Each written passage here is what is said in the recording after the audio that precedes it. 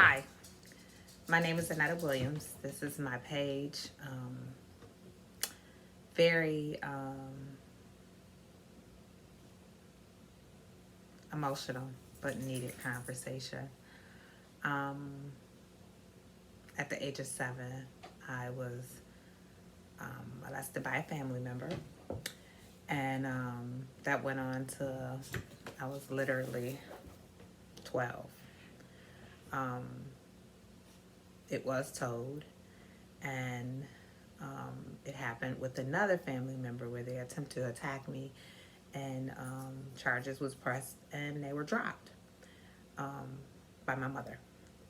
So with that, it came with a lot of anger, resentment, pain, hurt, rejection, just a whole lot of stuff. So I went from my uncle to one of my cousins, and just a lot of pain and hurt. Um, from that on, suppressing that, being molested and suppressing that, you tend to carry a lot of masks. And one of my biggest masks I wore was not being honest with myself and others. So I lived in the factor of lying to myself and lying to others about who I was or who I am as an individual. So I struggled with that for many, many years, even in my marriage. So I contribute me being molested and all the things that I went through with that as a part of the demise of my marriage, because I was living in a lot of depression, a lot of insecurities, a lot of untruths, just a whole lot of stuff. What comes along with being molested because someone took away your innocence. So you're no longer the person that you think you once were, or the person that you never even knew. So, with that going on, I realized the older I got, the more I realized how um, damaging and how dysfunctional that my family was. Very religious family, but very dysfunctional. So, with all of that, you try so very hard to make sure that your children do not experience the bulk of your pain or whatever you go through. You either overshield them or you don't shield them enough. And I feel like I did a factor of both with my children. Um, Tried to make sure I gave them a life that I totally did not get. Tried to make sure that I shield them from things, but my shielding became somewhat of dismissal of my past and dismissal of what I went through. Again, my ex-husband kind of tagged along and tried to be a blanket for everything I went through. But again, when you go through stuff like that and your life is so, I'll say demonic with spirits that you're carrying because you don't want to face your reality of what you went through and your reality of what you're going through, then that person eventually gets burnt out because they're dealing with the spirit that they're unfamiliar with and they don't know how to address as well. So, with all that being said, it's painful. I wrote my book and released my book in 2020 about reflections, recovery, and redemption. That was the beginning process of my healing. So now I'm about to do this new venture in life where I'm going to be moving away from everything I'm familiar with. But I also recognize that this move wasn't just me removing myself from everything I'm familiar with, but removing myself away from the pain so I can heal properly and I can grow even more. God has done some amazing things in my life. He has opened my eyes to see who Annetta is and the rawness of Annetta, the reality of Annetta, the faults of Annetta, and the good. You know, I went around for many years thinking that there was nothing good about me. There was nothing good that I possessed. There was nothing good that I carried. But now I see myself differently. But again, being molested does that to you. Because someone they take something away from you that you never thought you had. They took some innocence away from you that you didn't even recognize you carried. So I realized this.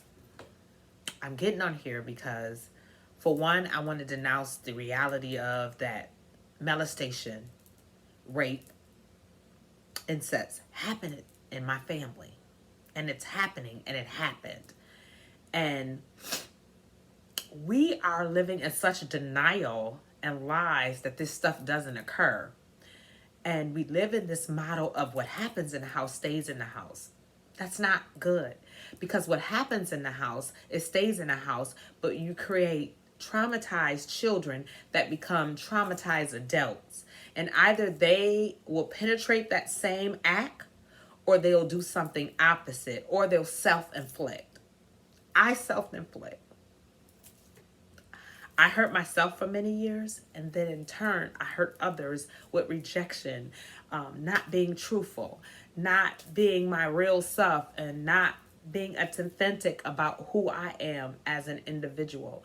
And yeah, I'm not that person anymore, but I feel compelled to share with you guys so you will understand that when you look at the other person, you're not looking at them as broken. You're looking at somebody who hasn't healed from their childhood traumas.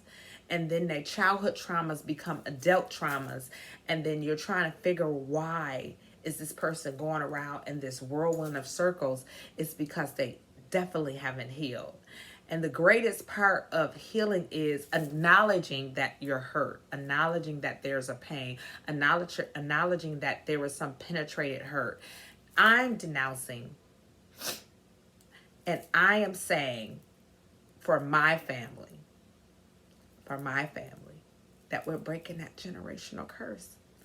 I'm saying and denouncing that we're breaking that manipulating, cunning, lustful, sexual demon that runs rapid in the family and everyone acts like it's not there.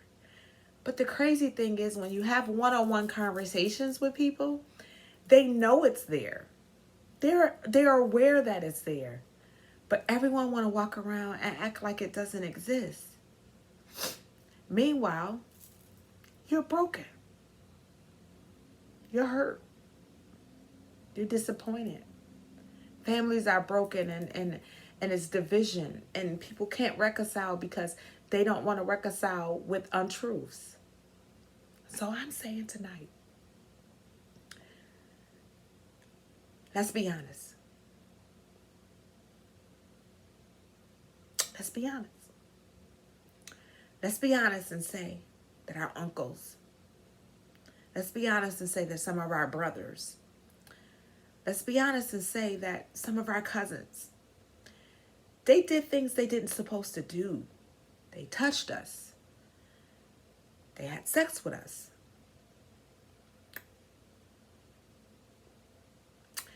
They did things they didn't supposed to do. They violated us as children and as adults still, because no one wants to tell the truth and no one wants to be honest. So I know I may have some family members that may never speak to me again. I know I may have some family members that say, why did you do this? You wrote the book. Why are you still talking about this? Because it's other people behind you. One thing I learned that kind of, it walked with me for many years, because I didn't speak, because I didn't tell, somebody else became the victim behind me not speaking and telling. Yeah. So that's a weight you carry.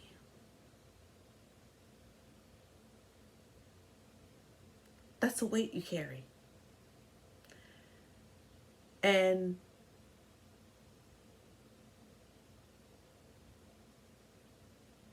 you don't want to carry that weight. No, you don't want to carry that weight. And I know that for a fact because I carried it for many years. And you don't want to carry that. So I want to say to every victim that came behind me, To every person that it happened to behind me, I'm sorry. I'm very sorry that I didn't open my mouth and I didn't tell. I'm very sorry that my voice didn't help you. I'm very sorry that my voice didn't rescue you. But I'm doing it now.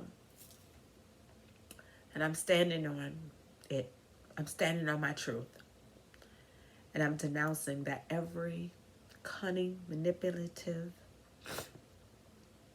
witchcraft, sexual demon, lustful spirit that is lurking around our families, that we denounce it and that we call it out for what it is.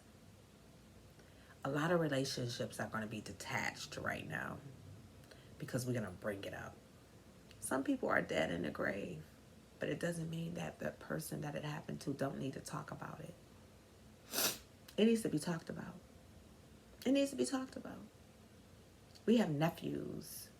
We have cousins that are still walking around scot-free and thinking they have not gotten caught. And people know what they do.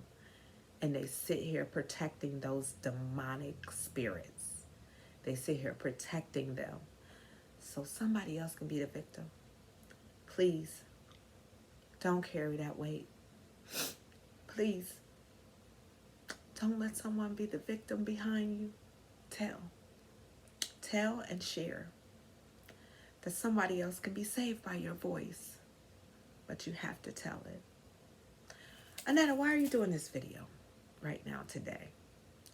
I'm doing this video because I feel like my transition to another state and my journey, it's a continuation of my healing. But it's also for me to let go of all the bad things that have occurred that helped me cripple even more to succeed. I have some great things happen in my life, wonderful things. I have 4 beautiful children to show it and 4 beautiful grandchildren to show. My independent career, my secular career, all of that to show the excellence that God has on my life. But I also know that even with all of that, that there was a 7-year-old girl that was still deep down inside that was broken and hurt. There was a 7-year-old girl who lost her voice, but now she gained it back 42 years later. I gained my voice back. And so I want to share with you guys on tonight, you're not the victim. You're the voice that was suppressed. You're not the victim. You were the one that was victimized. You're not the victim. You were the one that was violated. You're not the victim. You can become victorious.